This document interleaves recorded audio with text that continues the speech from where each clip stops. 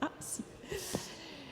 Donc rebonjour à tous ceux qui étaient là ce matin et bonjour à ceux qui nous ont rejoints cet après-midi. Donc on va reprendre notre petite séquence de l'après-midi. Donc vous avez toujours le QR code, je vous rappelle, merci de le remplir, ce qui nous permettra de calculer notre empreinte.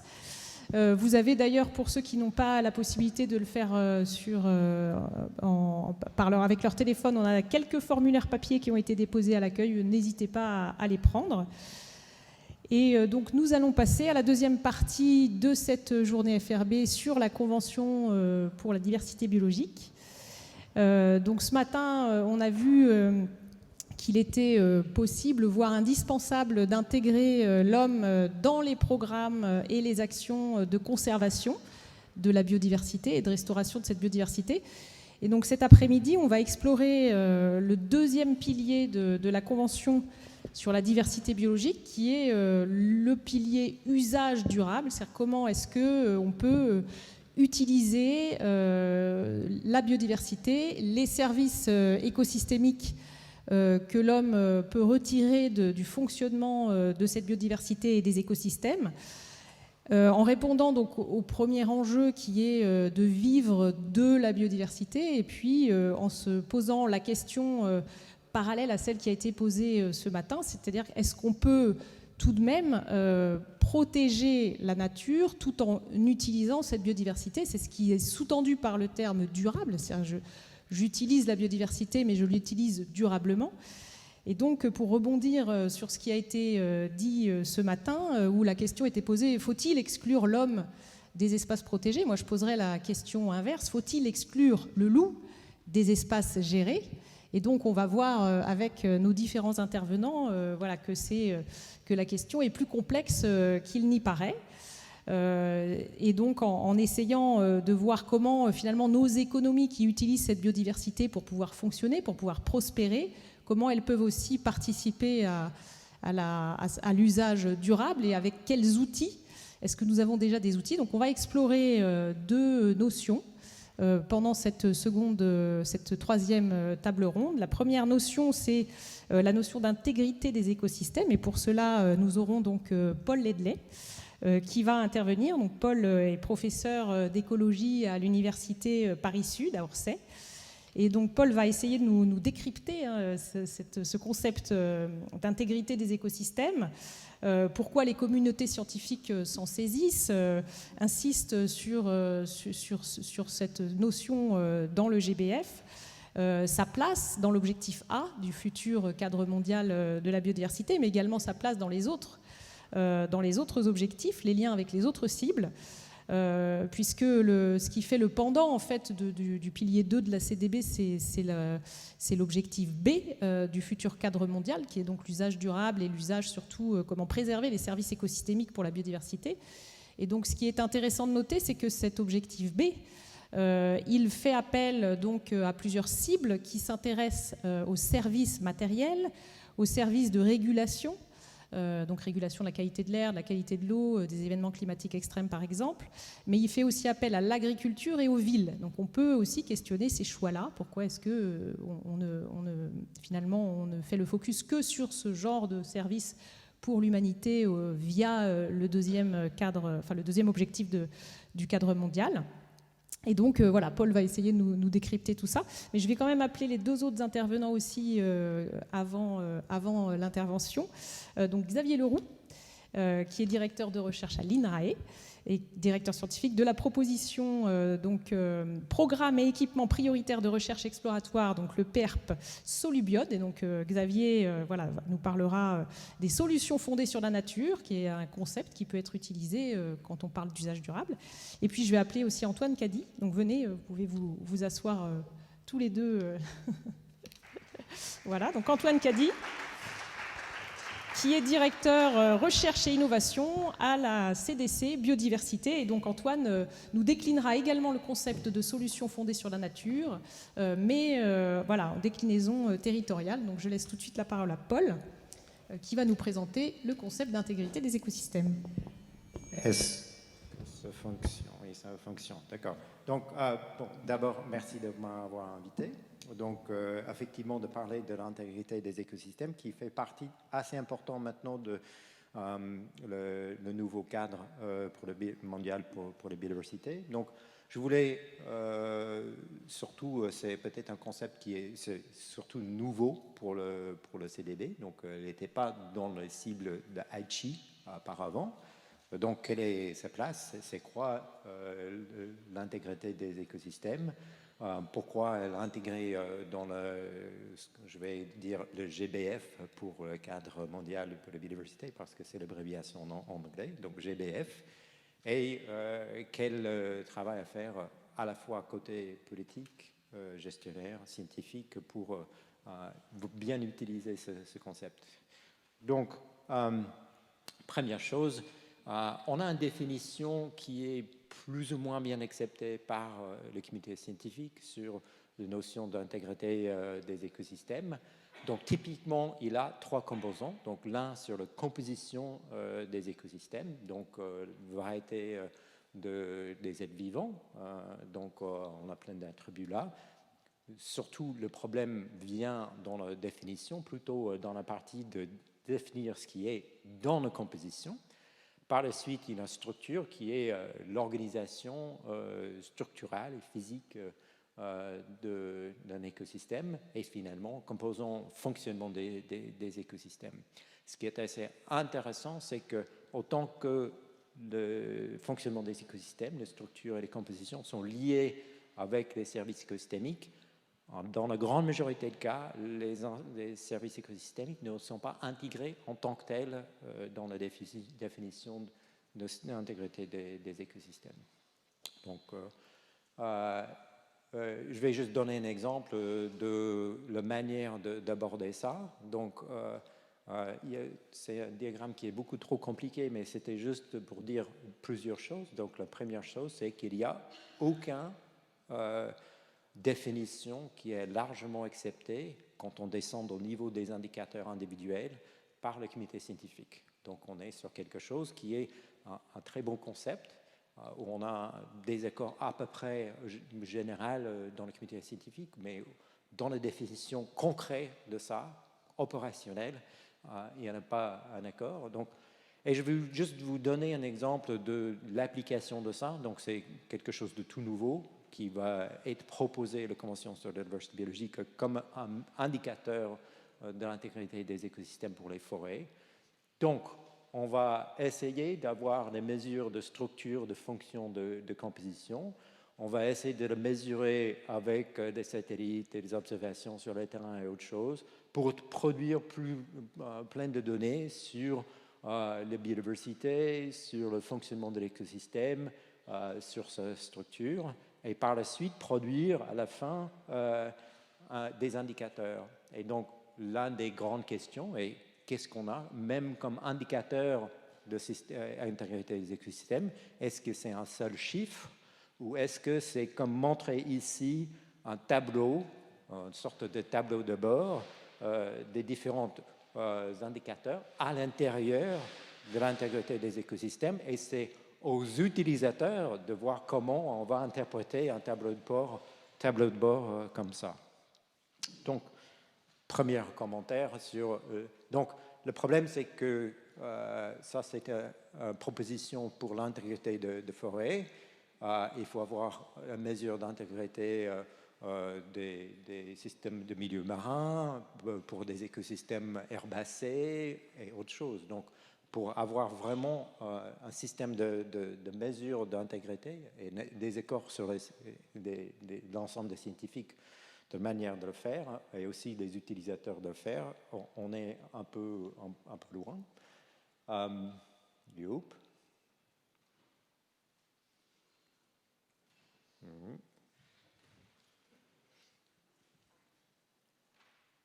Je pointe à, voilà.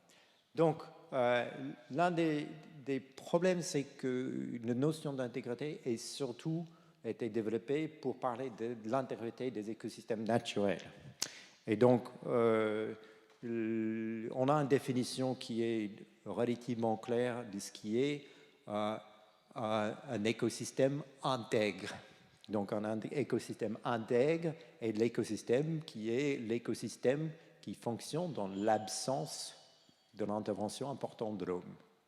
Donc ce qu'on fait concrètement, c'est qu'on prend un écosystème référence où on pense qu'il y a assez peu d'impact de l'homme, qui est dans le même climat, même type de sol, des choses comme ça, et on va comparer la composition de structures et les fonctions pour voir s'il est proche de notre système de référence naturel. Mais ça pose des questions. Qu'est-ce qu'on fait avec les écosystèmes gérés? Pour une prairie, c'est quoi la référence pour une prairie qui peut avoir une valeur très importante, patrimoniale, extrêmement diversifiée. Et donc, on commence à pencher aussi sur cette question. Et typiquement, on va utiliser une définition qui est encore plus floue, c'est-à-dire qu'on va voir comme système de référence une condition optimale de ce type de système en termes de biodiversité. Et surtout, ici, on va injecter, au moins les gens proposent qu'on injecte beaucoup plus de notion de service écosystémique dans la définition d'intégrité des systèmes gérés. Donc, juste un petit commentaire rapide. Les indices qui sont utilisés à l'heure actuelle pour l'intégrité des écosystèmes, c'est surtout à mesure de la partie composition, qui est le Mean Species Abundance et le Biodiversity Intactness Index, qui ne sont pas des indicateurs d'intégrité, c'est juste une petite partie de l'intégrité.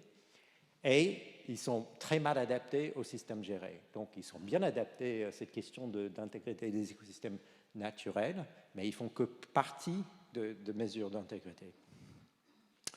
Donc, pourquoi c'était important? Donc, c'est important dans le sens qu'il figure, c'est une partie majeure de les cibles de convention sur la biodiversité. Donc, la première goal, cible de la convention sur le GBF est l'intégrité des écosystèmes est augmentée avec au moins 15% de l'augmentation de la surface, de la connectivité et intégrité des écosystèmes naturels. Donc, il figure cette fois-ci, pas comme dans le précédent, il figure de façon très pleinement et de façon très importante dans la Convention sur la diversité biologique. Donc, dans la première mouture de ces cibles, la notion qu'on fait quelque chose pour la biodiversité dans les écosystèmes non naturels ou gérés ne figurait pas. Donc, on n'avait pas de cible pour ces écosystèmes. Et nous avons écrit un document et donc on peut peser parfois sur la Convention sur la diversité biologique en étant scientifique. On a écrit à la fois un document dit Information pour la Convention sur la diversité biologique, mais aussi un papier qui est sorti dans Science, qui a dit que d'abord, il faut séparer la notion de surface et de l'intégrité des écosystèmes. C'est deux choses à part et qui peuvent se prêter à la confusion si on le mélange. Mais peut-être plus important qu'il fallait avoir des cibles séparées entre les écosystèmes naturels et les écosystèmes gérés. Donc, on n'a pas eu ce qu'on voulait, ou on a dit les deux, mais au moins, il y a l'intégrité de tous les écosystèmes est augmentée, quelque chose qui ne figurait pas dans le précédent. Donc, au moins, on mentionne maintenant qu'on veut augmenter l'intégrité de tous les écosystèmes. Donc, juste un petit mot sur cette différence. Quelle est l'importance de l'intégrité? Donc, il faut bien séparer deux idées dans la protection et la restauration de la biodiversité, donc surtout liées avec les écosystèmes naturels. Donc, l'un est une quantité, donc on a combien d'écosystèmes naturels, et ça on mesure par une unité de surface, ou on peut le mesurer par une unité de surface. Et un deuxième composant qui est la qualité de ces écosystèmes naturels. Et souvent, dans les discussions, ces deux idées sont complètement confondues, et ça fait en sorte qu'on ne peut pas avoir une discussion correcte sur cette question de qualité et de quantité. Donc, pour la quantité, la surface, il faut faire deux choses. Réduire la perte des écosystèmes naturels et augmenter la restauration des écosystèmes. Et là aussi, on confond beaucoup de choses. La restauration des écosystèmes dégradés, il n'y a qu'une petite partie qui est en train d'aller vers la création des écosystèmes naturels. Donc, je prends juste un exemple. Dans la Convention de Bonn, donc, il y a 350 millions d'hectares de forêts qui vont être restaurés. Donc, la moitié qui sont des monocultures d'arbres, donc une partie très importante des espèces exotiques. Est-ce que ça, c'est la restauration? Et est-ce que ça devrait compter comme la restauration des écosystèmes naturels? Beaucoup de gens disent « Oh, on va arriver à faire la restauration des écosystèmes naturels facilement à 350 millions d'hectares parce qu'on a déjà beaucoup de pays qui sont en train de faire. » La moitié n'est pas des écosystèmes naturels. Deuxièmement, sur l'intégrité, qui rend la notion de décrété compliquée, c'est que l'intégrité dépend de tout. Le changement climatique va dégrader les écosystèmes, il va modifier l'intégrité. Donc, cette graphique est très compliquée. On a utilisé pour expliquer au gouvernement qui était en train de négocier la Convention sur la diversité biologique qu'il était nécessaire d'agir sur tous les facteurs qui pilotent les pertes de biodiversité. Donc, ils ne pouvaient pas cibler, dire on va faire 30% des aires protégées, et voilà, on a fini, la biodiversité est protégée. On a vraiment besoin d'agir sur toutes ces 5 pressions directes sur la biodiversité, sinon on ne sauve pas l'intégrité. Donc, le problème, c'est qu'à l'heure actuelle, la discussion autour de la Convention sur la diversité biologique et le GBF est qu'ils ciblent les actions sur les surfaces et sur les espèces. On va sauver les espèces et on va faire des trucs pour sauver les surfaces. C'est insuffisamment, très largement insuffisant pour protéger la biodiversité. Et donc, du coup, on revient à des questions de gestion de l'ensemble de notre planète au lieu de gestion de certaines parties de notre planète. Et je termine. Hop, trop rapidement. Qu'est-ce qu'il faut faire pour progresser? D'abord, il faut qu'on, collectivement, ce n'est pas que des scientifiques, il faut qu'on, collectivement, on a une définition de l'intégrité qui est utilisable. Donc, vraiment, il y a un énorme travail à faire sur ça. Et surtout, ce n'est pas forcément trop sur cette idée. Le concept est quelque chose, je pense que c'est assez intuitif, qui est quelque chose qui peut faire progresser les choses. Mais quand on descend au niveau des indicateurs, ça devient extrêmement compliqué. Et pour se mettre d'accord sur quelque chose qui est à la fois un bon indicateur et on peut le mesurer, c'est très compliqué. Comment on va, au final, mesurer et continuer à mesurer dans l'avenir tous ces indicateurs et comment on va les communiquer? Est-ce que le petit tableau de bord que j'ai montré tout à l'heure, là-bas de trucs de forêt, avec tous les différents indicateurs individuellement, avec une sorte de des feux rouges, jaunes et verts, est-ce que c'est une façon efficace de communiquer sur l'intégrité des écosystèmes? Est-ce qu'une seule chiffre, est-ce que ça ne cache pas trop tout ce qui est la complexité derrière cette idée? Donc on a énormément de travail et donc du coup le place un peu inconfortable de scientifiques dans tous ces débats-là parce qu'on trouve l'idée assez intéressante, mais de pousser les CBD à mettre en place quelque chose qui est pour l'instant pas opérationnel, c'est compliqué. Donc on essaie, on ne veut pas mettre en cause toutes les discussions, mais au même moment, il faut être honnête scientifiquement. Il y a des défis énormes sur ces questions-là.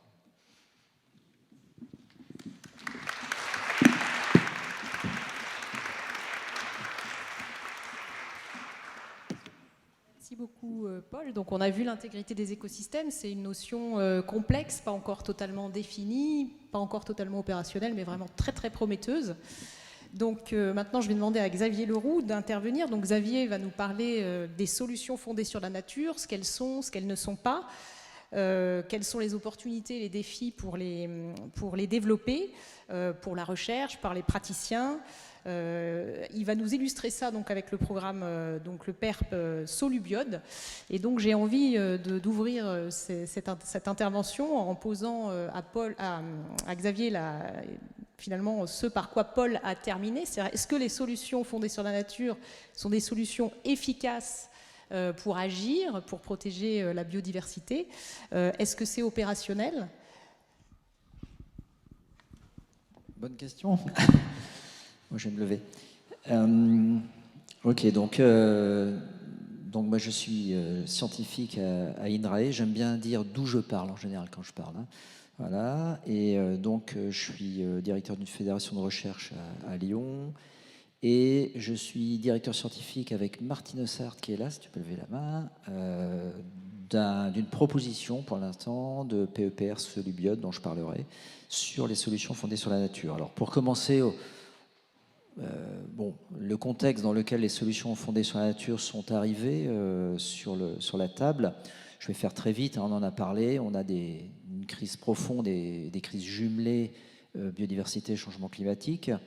On reconnaît de plus en plus que le bien-être des humains et leurs activités dépendent complètement du bon état de cette biodiversité et qu'il y a des transformations très profondes qui sont nécessaires pour aller vers des modes de vie plus soutenables.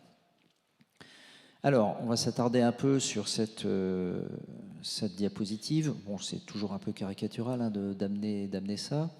Mais on va dire pendant longtemps, en tout cas, et c'est pas fini, les hommes pensaient face à un certain nombre de défis, à des solutions traditionnelles qui relevaient pas mal de l'ordre de l'ingénierie.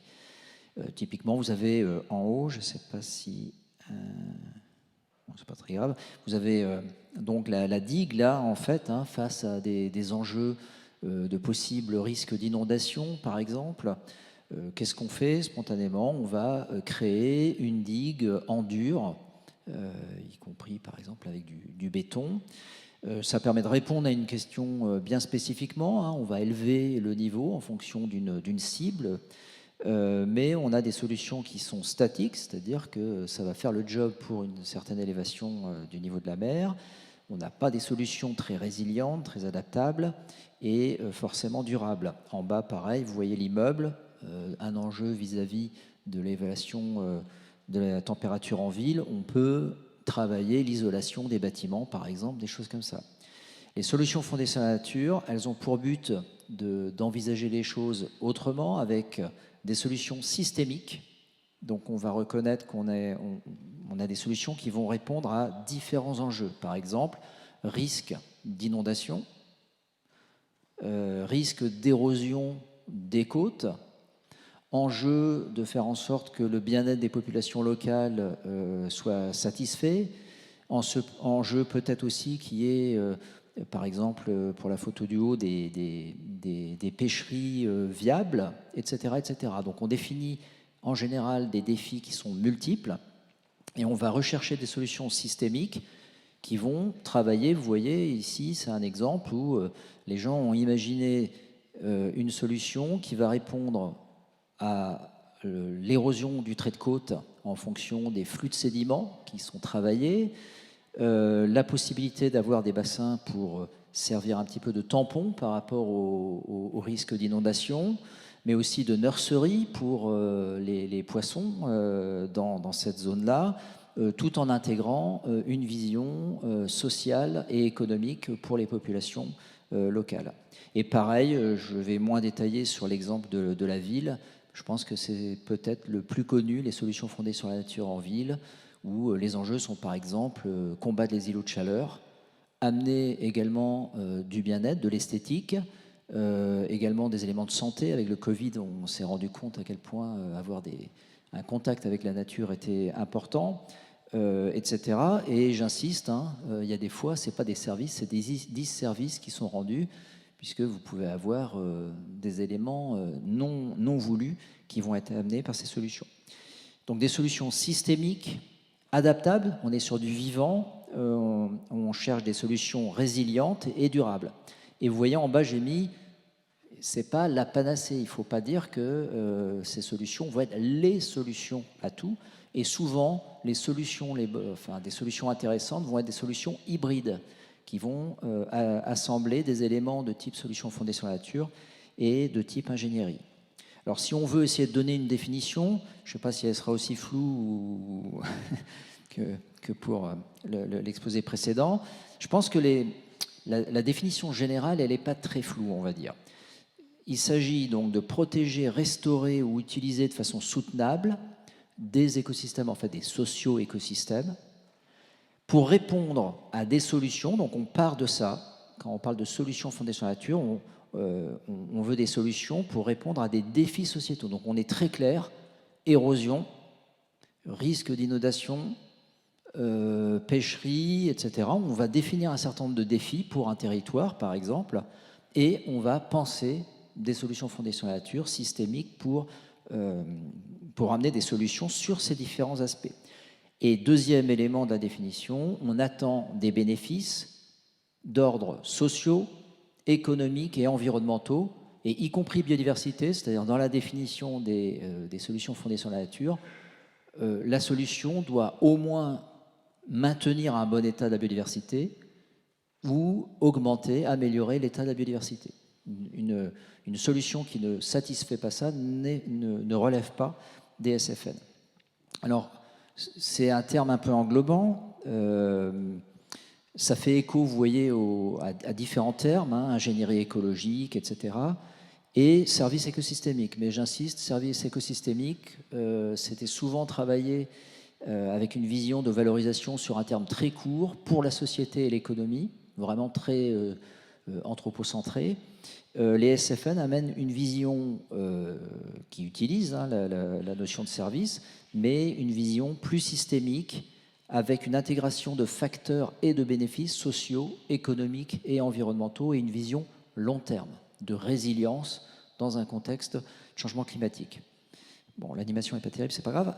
Ce que sont les SFN, solutions fondées sur la nature, est-ce qu'elles ne sont pas? Alors un exemple, solutions fondées sur la nature en ville, par exemple, j'ai pris ça de Lyon, c'est un exemple de bâti qui résonne la recherche de densification. Vous savez que dans les PLU, maintenant, on a une recherche de densification pour avoir une emprise minimale, avec une recherche en parallèle d'une fraction de l'emprise réservée donc à des éléments naturels suffisamment importants.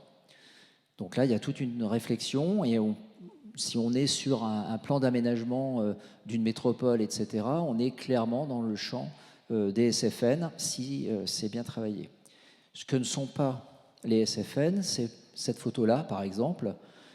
C'est un bâtiment qui a été inspiré par des termitières, en fait, une architecture de termitières, parce que les termites sont excellentes à penser le passage de l'air pour aérer, enfin maintenir une température optimale dans la termitière. C'est très intéressant, mais ça n'est absolument pas dans le champ des solutions fondées sur la nature. Ça ne veut pas dire qu'il ne faut pas soutenir ça, etc.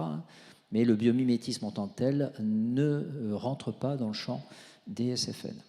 Alors là où c'est peut-être un peu plus subtil, c'est l'exemple des toits végétalisés. On amène des éléments de biodiversité, on va dire, dans un espace où il n'y en avait pas. Par exemple, les toits. Vous avez un exemple avec la forêt verticale de Milan, par exemple, qui est très connue, mais il y en a pas mal d'autres. Et alors là, on est dans un terrain dangereux, puisque ça dépend en fait de quoi on parle. Vous imaginez bien que si vous avez sur une petite surface des architectes, souvent c'est des architectes, qui proposent, pour avoir un produit différencié, on va le dire comme ça, des immeubles avec de la verdure. Ils ont choisi 2 espèces exotiques pour badigeonner de verre l'immeuble. Et en plus, il y a tout un système d'irrigation qui va passer là-dessus, parce que ce n'est pas pensé pour être autonome. Et clou du spectacle, c'est un peu le cas de Milan, je crains. Quand vous raisonnez le poids que tout ça va avoir sur la structure, vous pouvez aussi imaginer les besoins en termes de béton supplémentaire qu'il y aura pour faire tenir tout ça. Et donc on voit que assez vite, une bonne idée, a priori, peut se révéler absolument pas compatible avec la définition de SFN. Donc je vais aller vite sur le... Voilà, gardez en tête que quand on parle de solutions fondées sur la nature, il y a 3 grands types. Un premier type qui peut rejoindre quand même les enjeux de défendre et de renforcer l'intégrité des écosystèmes, c'est les premiers types, par exemple, basés sur la conservation. Raisonner un réseau d'aires marines protégées, défendre des mangroves, etc., pour délivrer toute une série de services sociaux, environnementaux et économiques. Ça peut faire partie donc de solutions fondées sur la nature, de ce qu'on a appelé le type 1, basé sur la conservation. Deuxièmement, vous avez des niveaux d'intervention intermédiaires, par exemple dans les paysages agricoles. Et troisièmement, des types 3 de solutions fondées sur la nature. Alors là, ça peut aller jusqu'à une conception complètement de novo, d'écosystèmes nouveaux, qui n'existeraient absolument pas sans l'homme. Et donc là, on est sur un niveau d'intervention extrêmement fort. Je n'ai pas le temps de détailler, mais ça a été affiné et on a maintenant un standard international proposé par l'IUCN International pour les solutions fondées sur la nature. Avec ce qu'a dit Hélène, vous voyez bien le rôle potentiel des SFN dans le pilier 2. C'est à peu près ce qu'elle a dit, ce qui est à l'écran là. Et vous voyez qu'on est sur des solutions qui ont exactement pour but ça, c'est-à-dire essayer d'aller vers la possibilité de vivre avec la biodiversité et de la biodiversité tout en la préservant, y compris à long terme. Alors en France, où on en est, eh ben, en fait, on a de nombreux acteurs qui se sont emparés de cet agenda-là, mais ce sont des acteurs de terrain très souvent, avec des enjeux de mise en œuvre opérationnelle, de présentation d'actions menées sur le terrain, de communication, sensibilisation, etc. Et alors par rapport à ce matin, quelqu'un qui disait on ne manque pas de recherche, c'était pas exactement dans ce contexte-là, mais néanmoins, je dis attention, ça dépend de quoi on parle et tout. Dans le cas des solutions fondées sur la nature, la situation c'est qu'en fait on est sur une recherche extrêmement récente. Il y a très très peu de travaux là-dessus, jusqu'à récemment. La France est joyeusement en retard. Vous regardez la courbe du rouge, la courbe rouge en bas, c'est les coordinations de projets européens sur les solutions fondées sur la nature par rapport à la courbe noire qui est le nombre de projets soutenus par la Commission sur ce sujet-là. Vous voyez à quel point la France est en problème. Et alors pourquoi ? 2 petites diapos pour expliquer pourquoi. Ça vient de la structuration même de la recherche, je pense. Vous voyez en vert, en bas, à droite, toute la communauté environnement, biologie, etc., et à quel point celle-ci est découplée, notamment en jaune, des chercheurs qui travaillent sur sociologie et économie. Il y a des exceptions, hein, surtout dans la salle, mais en général, en tout cas, on est sur un découplage fort. Et pire que ça, quand on zoome sur les gens qui travaillent de façon spécifique sur biodiversité, on voit qu'il y a des découplages forts entre des couleurs au sein de cette recherche sur la biodiversité, et que les gens qui travaillent sur les services et sur les solutions fondées sur la nature, en général, sont très loin, comme vous voyez par exemple, des gens qui travaillent sur l'évolution. C'est un peu dommage, vu que les solutions fondées sur la nature, on en attend des grandes capacités d'adaptation dans l'avenir. Et alors ça, tout ça, et donc j'ai bientôt fini, on converge à expliquer pourquoi aujourd'hui, et notamment en France, on a du mal à aborder des questions clés pour les solutions fondées sur la nature en termes de base, de soubassement scientifique.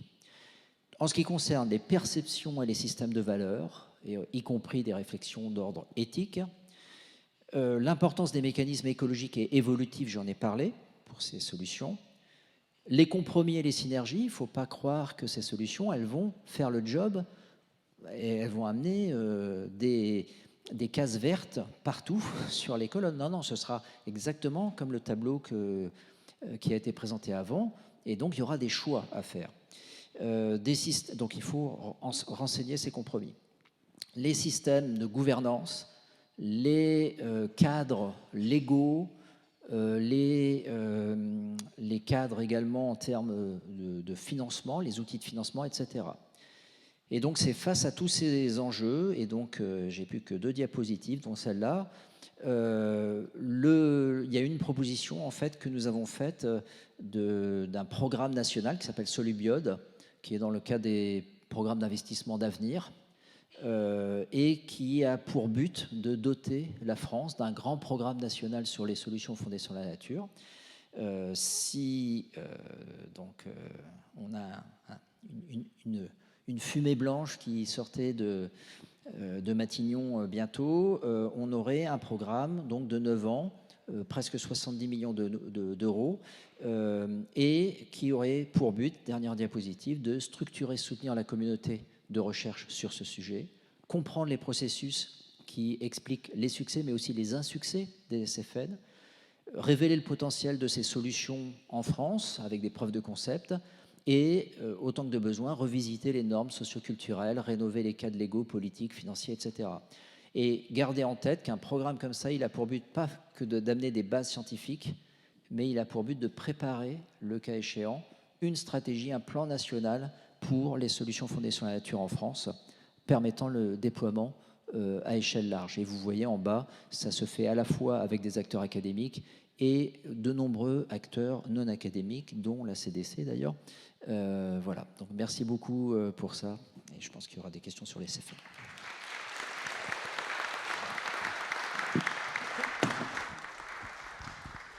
Alors merci beaucoup Xavier. Donc on voit par exemple que c'est vrai que ce genre de programme, comme Solubiode, c'est vraiment un programme interdisciplinaire qui fait intervenir énormément de partenaires académiques, mais aussi des partenaires non académiques. Et on pourrait se dire que c'est peut-être le programme opérationnel de recherche qui pourrait être annexé au concept de planification écologique, qui fait partie quand même des mots-clés de notre gouvernement, et notamment de notre Première ministre. Donc j'espère que ce programme, en effet, sera accepté. Alors maintenant, je vais passer la parole donc à Antoine Cady qui va développer ce concept de solutions fondées sur la nature en s'intéressant donc particulièrement à l'adaptation des territoires au changement climatique. Et donc là, on verra qu'il y a des grandes synergies à obtenir entre la protection de la biodiversité et l'adaptation au changement climatique. Et il va nous exposer notamment le programme Nature 2050. Voilà, Antoine, c'est à toi. Merci Hélène, bonjour à tous.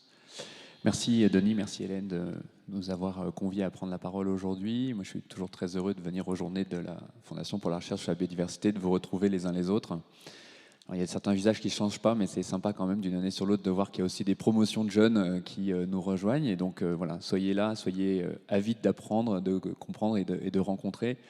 Et puis pour moi qui ai quitté l'univers de la recherche depuis quelques années, c'est toujours aussi un moment, une réimmersion. Et merci à vous deux d'avoir rappeler un certain nombre de fondamentaux. Quand on passe du côté opérationnel, c'est vrai que des fois on est tenté d'aller vite, de faire des raccourcis. Ce qu'on va faire, on va peut-être passer du coup à la série de questions et puis on reviendra peut-être sur la présentation d'Antoine plus tard. Alors, donc je vais ouvrir les questions de la salle, mais avant cela, puisque je vous prends un petit peu au dépourvu, je voulais quand même poser une question à Paul et Xavier, puisque finalement, je vois que sur ces deux notions ou concepts d'intégrité des écosystèmes et de solutions fondées sur la nature, il y a peut-être quelque chose qui les relie. C'est la notion de service écosystémique, puisque Paul nous a dit que pour qu'un écosystème géré soit considéré comme intègre, finalement, on pouvait considérer que c'était un écosystème qui fournissait le plus de services écosystémiques à l'humanité. Et puis Xavier nous a expliqué que les solutions fondées sur la nature, c'était des solutions qui optimisaient un certain nombre de services écosystémiques, en tout cas bien plus que des solutions technologiques. Donc, qu'est-ce que vous en pensez ? Est-ce que vous pensez que ça pourrait être le lien entre ces deux notions qui, auparavant, pouvaient paraître un peu déconnectées l'une de l'autre ? Je vais commencer avec deux points. Le premier, je pense, dans les deux cas, on est soit sur un proxy, une métrique qui permet de savoir où on est en termes de qualité des écosystèmes, avec cette notion d'intégrité.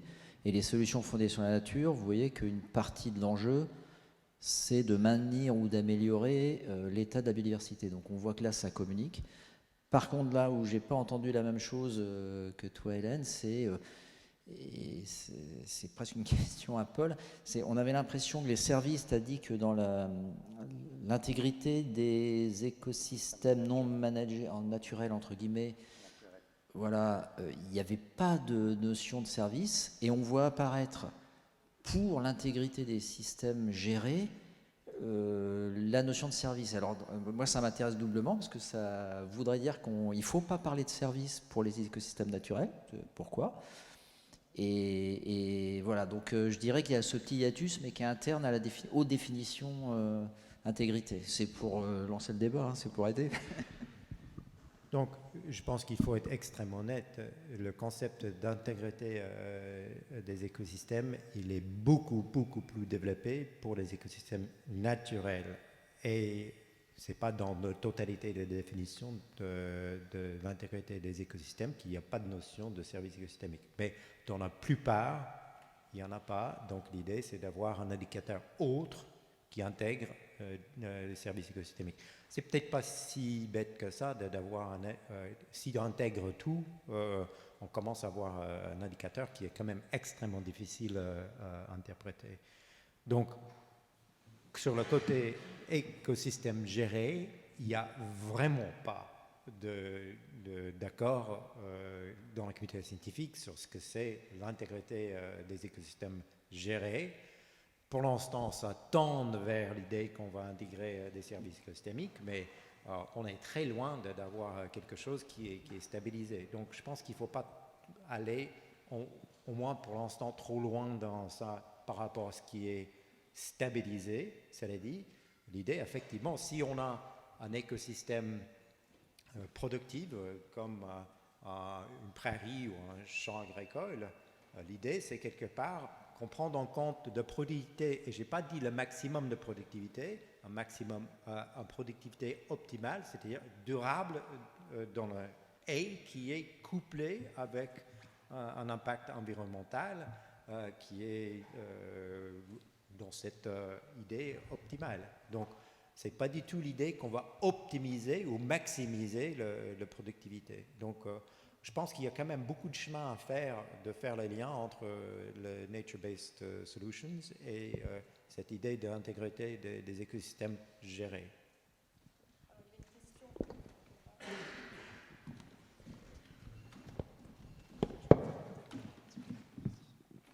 Est-ce qu'il n'y a pas quand même un souci si la définition est vraiment différente entre une typologie et des écosystèmes naturels et des écosystèmes gérés, à ce moment-là revenir sur qu'est-ce qu'un écosystème naturel? Parce qu'en fait, tu as la même typologie dans l'ANR, par exemple, ça me pose des problèmes tout le temps, parce que en fait, c'est quoi un écosystème avec un impact faible de l'homme à l'heure de l'Anthropocène, et où tu mets la limite? Parce que la forêt, par exemple, typiquement, à chaque fois, c'est une prise de tête, parce que est-ce que c'est un écosystème naturel? Est-ce que c'est un écosystème productif? Pourquoi tu la conserves? Et après, même dans les prairies, tu vois, tu peux aller, il y a plein d'écosystèmes qui ont des usages. On en a parlé ce matin, toute la matinée. En fait, ces écosystèmes naturels, il y a des gens dedans qui y vivent. Donc, est-ce qu'on peut faire cette distinction? Est-ce que c'est pas un piège d'avoir des définitions complètement différentes pour des trucs qui n'existent pas, en fait?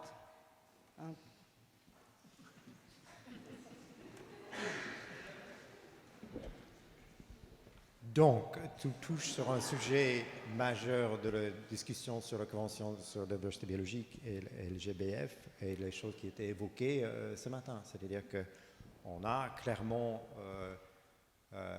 des parties prises, surtout par les ONG, mais pas seulement. On veut défendre une protection de la nature, et dont certains, ça allait même plus loin, le wilderness. Il y a même le mot wilderness est dans la cible 2. Donc, on protège ce qui est naturel, et l'autre partie qui est liée directement avec le deuxième objectif de CBD, qu'on veut aussi avoir des écosystèmes gérés, qu'on veut aussi avoir une utilisation durable et aussi une gestion de biodiversité qui est positive. Donc, est-ce que cette dichotomie est utile en tant que scientifique? Je pense que non. Donc, est-ce qu'on est obligé de faire avec? Au moins pour l'instant, oui. Et donc, on fait notre mieux. Si vous avez une autre manière de le faire qui va passer l'étape de négociation entre les gouvernements, on est prenant. Ouais. J'avais une question. Merci pour ces présentations. Alors en fait, j'ai deux questions. Une question qui reprend un petit peu le lien entre intégrité des écosystèmes et solutions fondées sur la nature, et puis une question plutôt vraiment centrée sur l'intervention de Paul sur l'intégrité des écosystèmes et sur la question de la métrique. Donc la première question sur le lien entre solutions fondées sur la nature et intégrité des écosystèmes. Est-ce qu'il y aurait peut-être, en fonction de la typologie des solutions fondées sur la nature et du niveau d'intégrité des écosystèmes, une forme de priorisation à faire? Par exemple, dans des écosystèmes à forte intégrité, faut-il aller mettre des solutions fondées sur la nature, ou peut-être est-ce d'ores et déjà des solutions fondées sur la nature très efficaces? Enfin, comment réfléchir justement le fait que, pour reprendre l'exemple de la gestion côtière, une forêt côtière particulièrement intègre rend particulièrement efficacement le service de protection contre l'érosion côtière. Et donc je rebondis sur un petit peu aussi ce que disait Ophélie, c'est le côté peut-être que la notion de service écosystémique qui n'est pas inclus dans l'intégrité des écosystèmes naturels devrait tout de même y être, parce qu'il y a des services qui ne sont pas d'approvisionnement mais de régulation qui sont rendus de fait par les écosystèmes naturels et dont il faudrait peut-être tenir compte. Donc ça, c'était pour le premier point, entre le lien entre intégrité et SFN. Et je finis, après je rends le micro, sur l'intégrité des écosystèmes et sa métrique. Dans les travaux de Nicholson et al., il y a quand même des liens qui sont faits avec la liste rouge des écosystèmes de l'UICN. Et j'aurais beaucoup aimé avoir ton avis sur cet outil. Je peux commencer sur la première question. Avec un premier commentaire, enfin moi je suis comme Ophélie, hein. Je pense qu'effectivement mettre un mur entre écosystème géré et écosystème naturel, c'est un non-sens qui relève plus, à mon avis, d'une vision dogmatique qu'autre chose. Et quand on regarde les textes, Paul a rappelé d'ailleurs le texte, hein, je crois de tête, c'est quelque chose comme Integrity of all ecosystems, et après c'est pour une cible, c'est-à-dire à l'intérieur, on vise bien à améliorer l'intégrité de tous les écosystèmes, et ensuite on a une cible pour les écosystèmes naturels. Mais les politiques n'avaient pas demandé nécessairement, enfin la lecture qu'on fait de ça, on peut voir Integrity of all ecosystems, donc voilà, et moi je trouve que scientifiquement c'est dangereux, en tout cas je pense que c'est le rôle des scientifiques de dire pas forcément de tordre les choses pour plaire aux politiques, mais également de dire quelque chose de logique scientifiquement et de le faire percoler. C'est facile à dire, hein, mais voilà. Et alors après, sur la question en elle-même, notamment quand tu as dit on va amener des solutions fondées sur la nature dans des systèmes bien préservés et tout, et après, tu as donné la réponse, c'est que ben non, ces écosystèmes, peuvent être considérés, c'est le type 1 des solutions fondées sur la nature, ils peuvent être considérés en tant que tels comme solutions fondées sur la nature, premier élément. Puis deuxième élément, même si une forêt côtière, etc., elle n'est pas parfaite pour un certain nombre de sorties, elle est quand même extrêmement intéressante d'un point de vue biodiversité, et au final, on revient sur les compromis et les synergies. Il ne faut pas que l'agenda SFN fasse croire qu'on va préserver de la biodiversité uniquement sur des considérations utilitaristes. Il y a un moment donné, on a le droit aussi de dire ce système est intéressant, est suffisamment intéressant pour la biodiversité, on le conserve, même si on aurait pu imaginer quelque chose d'autre pour l'érosion et l'inondation. Donc il faut faire attention à la façon dont on manie. Ça, pour moi, ça ne mine pas le concept de SFN. C'est comme beaucoup de choses, ça dépend ce qu'on va en faire derrière, quoi. J'attaque du coup. Oui, on va peut-être... Alors Paul, sauf si tu souhaites répondre à cette question précise. Non, je pense que... sur le deuxième, je ne connais pas suffisamment bien le travail pour répondre à cette question.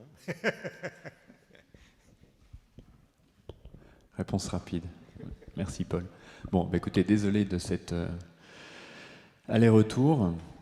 Bon alors du coup, effectivement, d'où je vous parle, comme je vous le disais tout à l'heure, donc moi j'ai rejoint CDC Biodiversité à 5 ans. CDC Biodiversité, c'est une filiale du groupe Caisse des dépôts, établissement public Caisse des dépôts et consignations, qui gère l'épargne des Français, livret A, livret LDD, pour servir l'intérêt général, financer le logement social, financer le plan numérique, etc. Et puis, de plus en plus, et notre raison d'être vient d'évoluer, accompagner la transition environnementale du pays. Voilà. Donc on est très fiers de tout ça. Nous, dans notre petite filiale, on travaille de manière très concentrée sur comment essayer de concilier quelque chose fondamentalement de difficilement conciliable, c'est-à-dire économie d'un côté et biodiversité de l'autre. Et je le rappelle souvent, il y a 10 ans, il y a 15 ans même, quand on a été créé, c'était concilier préservation de la biodiversité et développement économique. Je crois qu'aujourd'hui, on ne peut plus se permettre de mettre ces mots en parallèle. Et donc, on est davantage sur quelque chose comme restaurer la biodiversité. En tout cas, c'est le créneau sur lequel on essaie d'être actif. Et puis, peut-être maintenir, sauver les modèles économiques ou certainement en inventer de nouveaux. Voilà, je ne serai pas plus long là-dessus, mais je vous encourage à vous inscrire à nos newsletters, à lire les différentes publications de la mission économie de la biodiversité qui sont disponibles sur notre site et qui sont diffusées largement en PDF. Alors, il y a quelques années, d'une COP à l'autre, aujourd'hui on parle beaucoup de la COP 15 qui n'en finit pas de nous faire languir. Donc il y a ceux qui négocient, je dirais, mois après mois pour qu'elle se maintienne, qu'elle garde son ambition, et on en profite pour avoir les débats que nous venons d'avoir sur effectivement comment doit-on objectiver un certain nombre de points, etc. Nous, on s'est positionné au lendemain de la COP 21, donc vous voyez en 2015-2016, en fait, le temps que l'accord de Paris soit signé, puis que fondamentalement les choses se mettent en place. Et on s'est dit, mais en fait, à l'époque, on ne parlait pas beaucoup de biodiversité. Je sais que dans la salle, vous êtes nombreux à le rappeler assez souvent.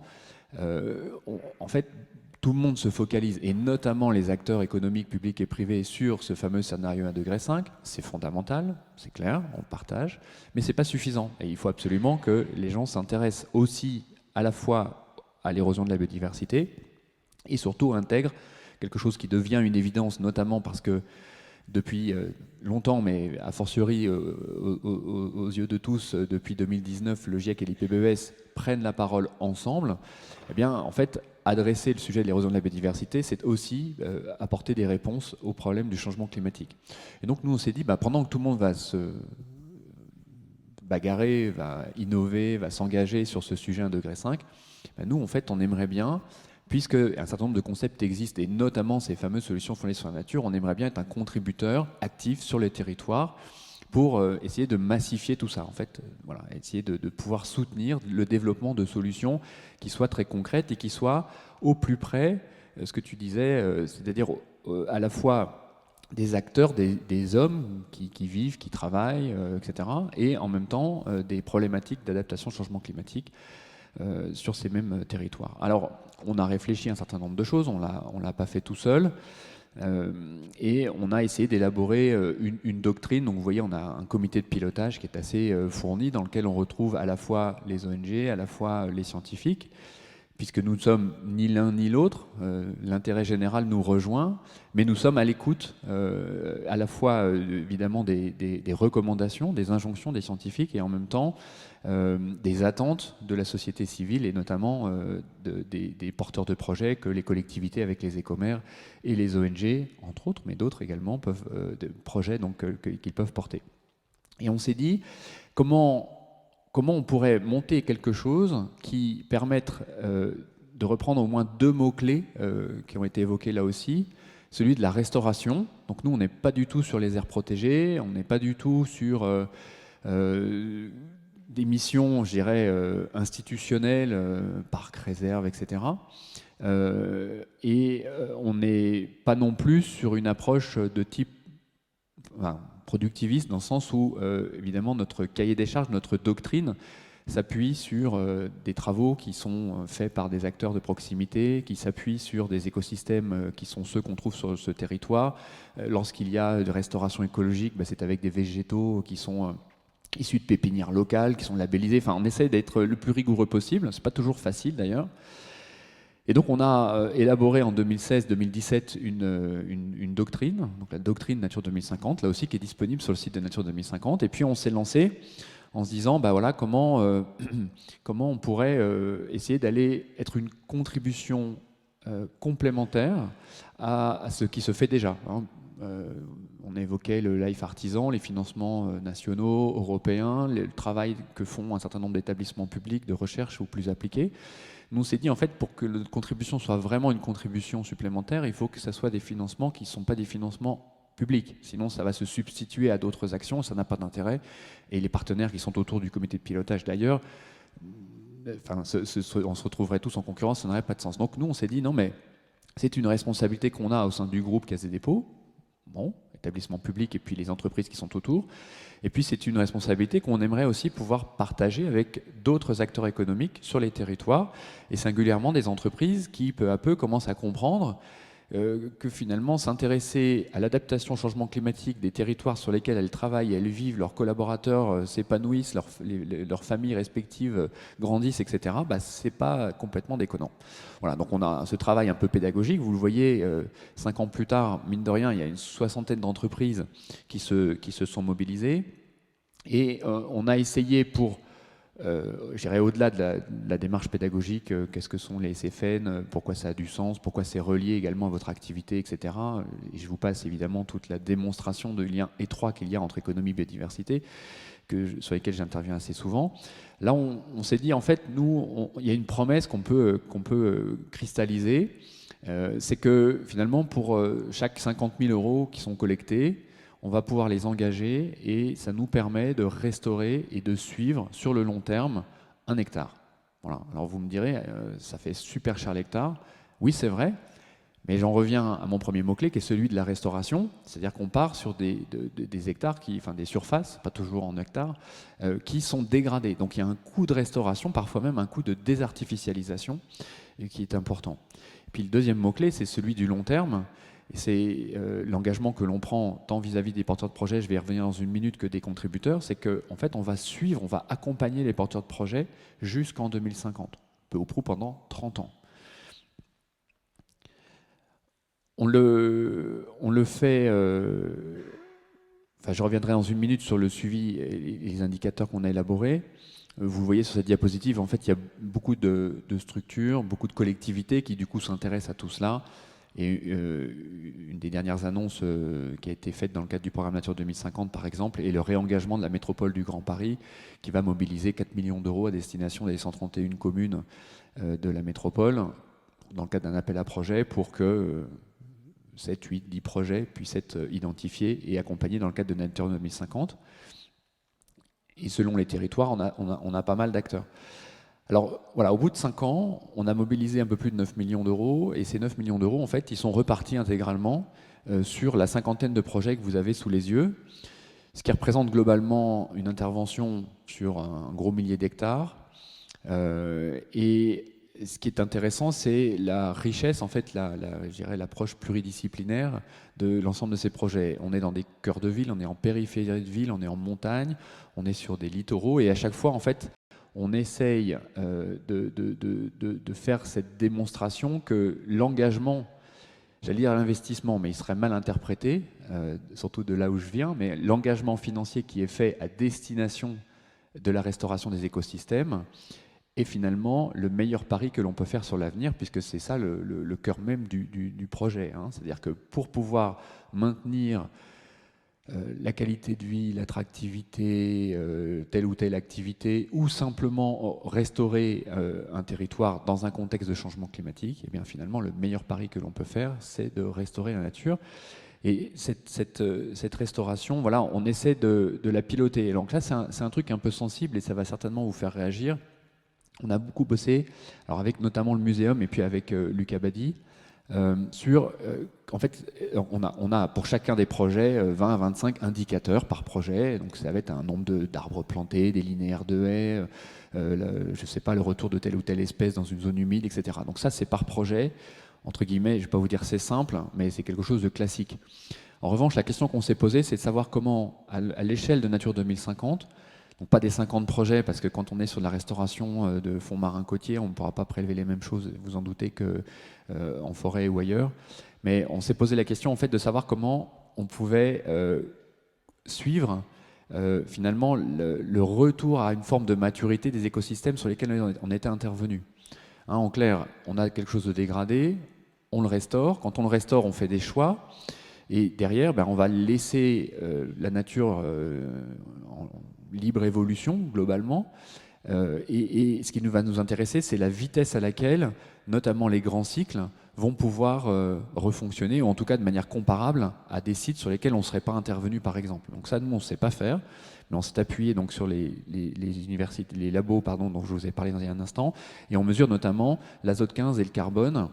Et donc ça, on fait des campagnes. Alors c'est un truc qui est assez lourd, hein, mais on fait des campagnes annuelles pour, sur l'ensemble des sites, donc l'ensemble des projets et sur l'ensemble des parcelles concernées par chaque projet, faire des prélèvements dont sont extraits notamment ces indicateurs-là.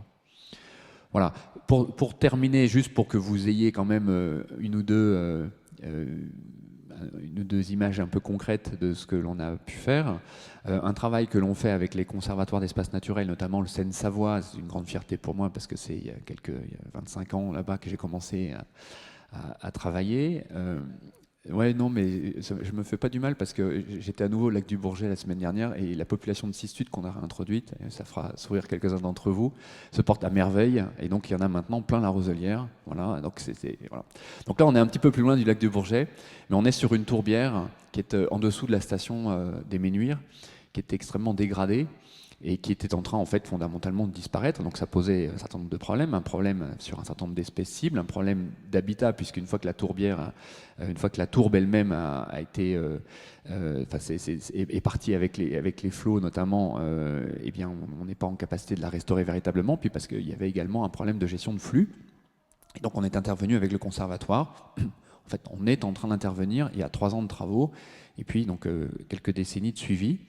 C'est un site qui est tout à fait visitable et si vous avez l'occasion d'aller dans ce coin-là pendant les vacances d'été, je vous encourage à vous y rendre. C'est à la fois magnifique et en même temps très explicite sur la façon dont la tourbière peut jouer son rôle de tampon simplement avec des torrents de montagne.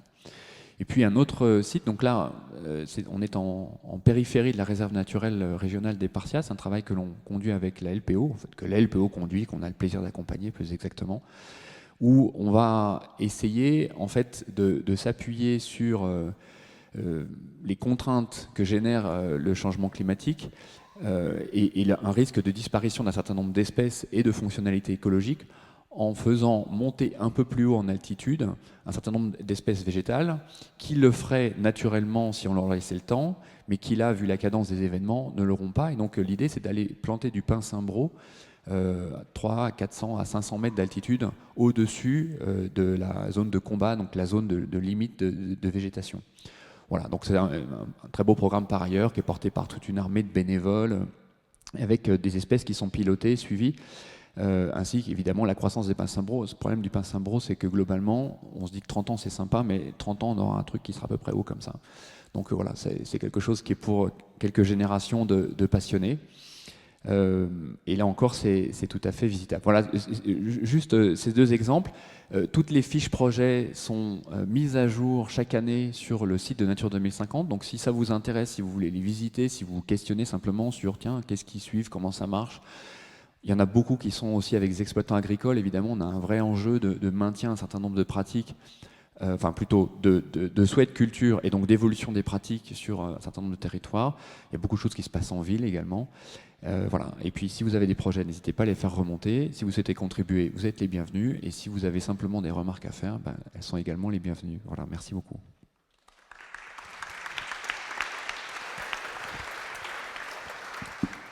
Merci beaucoup Antoine. Donc le temps que vous retrouviez vos questions dans la salle, moi j'en aurais une, c'est une question piège, hein, je te préviens tout de suite. Donc on voit que ces projets utilisent des solutions fondées sur la nature, mais est-ce qu'il y a finalement dans ces fiches projets, est-ce qu'on ne pourrait pas rajouter un objectif de retrouver l'intégrité des écosystèmes et de se fixer un horizon pour que ces écosystèmes redeviennent intègres ? Alors elle est piège dans le sens où je ne voudrais surtout pas me tromper dans la compréhension que j'ai essayé d'avoir de l'intervention de Paul tout à l'heure. En fait, comme on n'est jamais de base sur des écosystèmes intègres, en fait, on est sur des trucs qui ont été dégradés, toujours, et où la main de l'homme a souvent pesé assez lourdement. Et dans l'immense majorité des cas, c'est peut-être pas le cas au Parcias, ça sera peut-être pas le cas, on a un projet en marge du parc national de la Vanoise également. Je pense qu'on n'atteindra jamais cette intégrité dans la mesure où il y aura toujours une pression, une exploitation des usages assez présents de l'homme. Évidemment, sur tout ce qui est nature en ville, sur tout ce qui est forestier, ou la plupart en tout cas, j'essaie de les balayer rapidement, évidemment ce qui va être exploitation agricole. En revanche, et parce que c'est effectivement quand même un souci que l'on a, je vous parlais des indicateurs qu'on a à l'échelle des projets, et là on a effectivement une vigilance toute particulière pour aller rechercher, à défaut d'une intégrité, en tout cas le retour d'un certain nombre d'espèces cibles, qui sont souvent des espèces menacées, et qui du coup pourraient, je le dis avec prudence et humilité, mais pourraient être des indicateurs d'un certain retour à l'intégrité.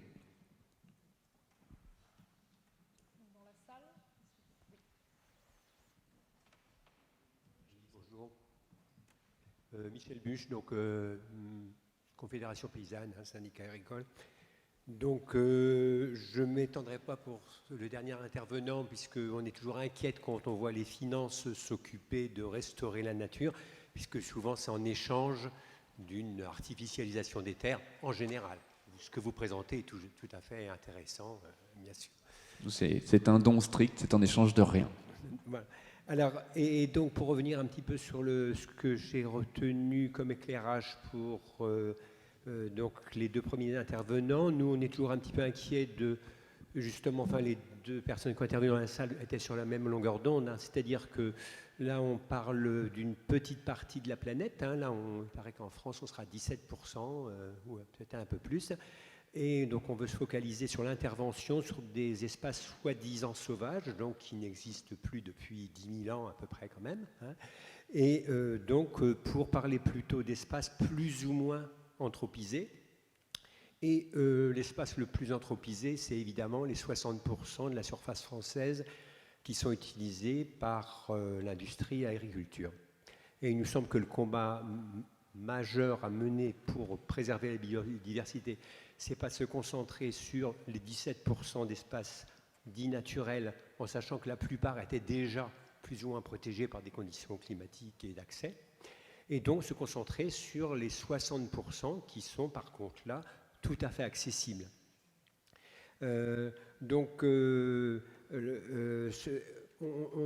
qui nous semble aussi, c'est que le mécanisme qui a été évoqué toute la journée sur la préservation des espaces naturels dans le monde, eh bien, on pourrait l'adapter à la préservation des espaces en France. C'est-à-dire que est-ce qu'on passe à chaque fois par les autochtones pour savoir si une évolution agricole, par exemple, est-ce qu'on demande aux riverains s'ils sont d'accord pour qu'on sulfate de pesticides de leur maison quand ils sont à côté d'un champ? Voilà, je pense qu'on pourrait repasser par les autochtones pour savoir si des évolutions, des choix sont pertinents. Hein, donc ce qu'on pense être bon pour l'Afrique du Sud pourrait peut-être être bon pour la France. Et puis donc à côté de la notion de protection faible ou forte de la nature, on pourrait parler donc de dégradation faible ou forte. Hein, je pense que ça pourrait être intéressant de voir l'agriculture sous cet angle-là. Il y a des agricultures qui ont des impacts faibles, et puis d'autres qui en ont des très très forts. Et je pense qu'en tant que préserveur de la biodiversité, je pense qu'on a une place importante à avoir là.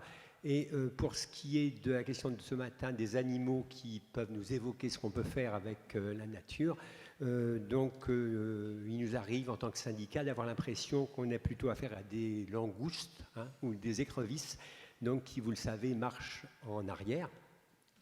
Et donc on a eu, quand on suit par exemple l'évolution des pesticides, vous aurez remarqué que si on parle en tonnage, on diminue. Si on parle en unité d'utilisation de pesticides à l'hectare, on est en augmentation. Donc moi je veux bien qu'on me dise qu'on progresse, mais on progresse dans l'augmentation.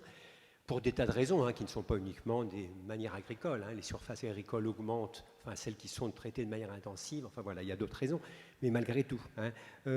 L'autonomie ukrainienne qui va nous faire dire qu'il faut réutiliser et mettre des pesticides sur les HR, c'est fort intéressant, sauf que vous oubliez que les pesticides viennent d'Ukraine, en particulier, et qu'on brûle du gaz pour ça, donc ça pose un certain nombre de problèmes. Vous voyez que en prenant une autre manière de regarder la chose, je pense qu'on pourra avoir des éclairages qui ne régleront pas tout. Je suis bien conscient que c'est que des solutions hybrides, mais que ça peut être intéressant. Merci.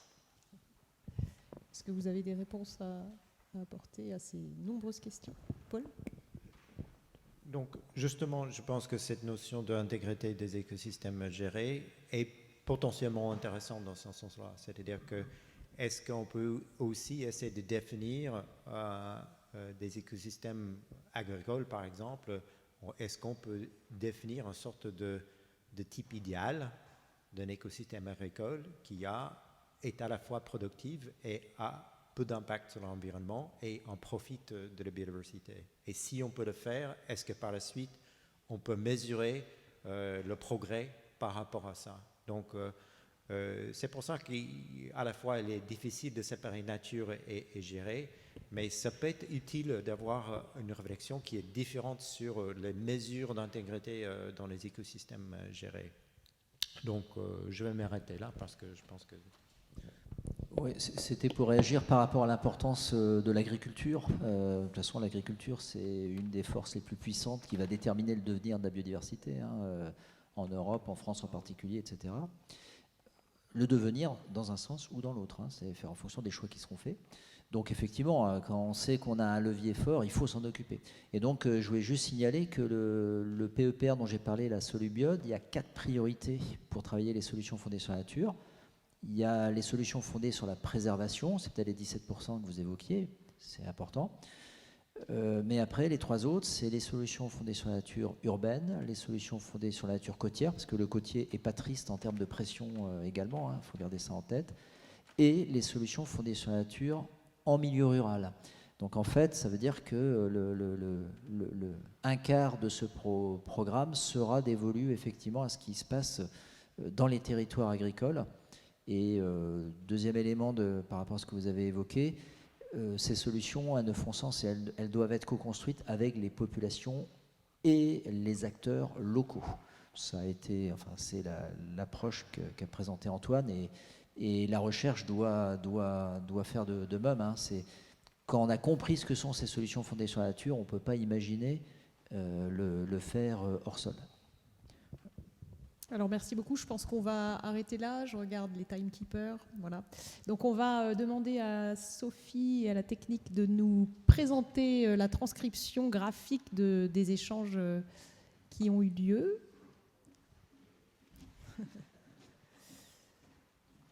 Voir comment l'intégrité peut être dessinée. Les solutions fondées sur la nature, ça paraît plus facile.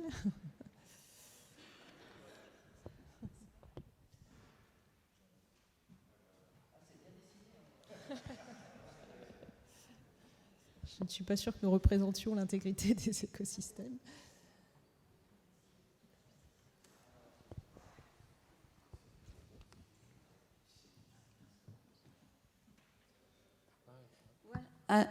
Donc la Terre part aux urgences.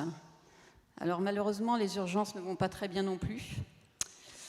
Il y a une file d'attente et puis on sait qu'aujourd'hui, on a des problèmes gros problèmes de santé aussi. Mais il est temps de l'emmener aux urgences pour la soigner. Tout va mal, mais avec tous ces projets, ces financements pour restaurer les terres, il y a bon espoir.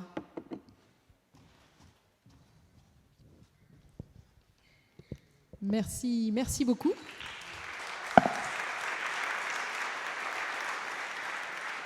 Merci aux intervenants et donc nous allons laisser la place donc à la dernière partie de notre journée et je laisse la place au président de la FRB, Denis Couvet, pour le partage juste et équitable des avantages issus de la biodiversité.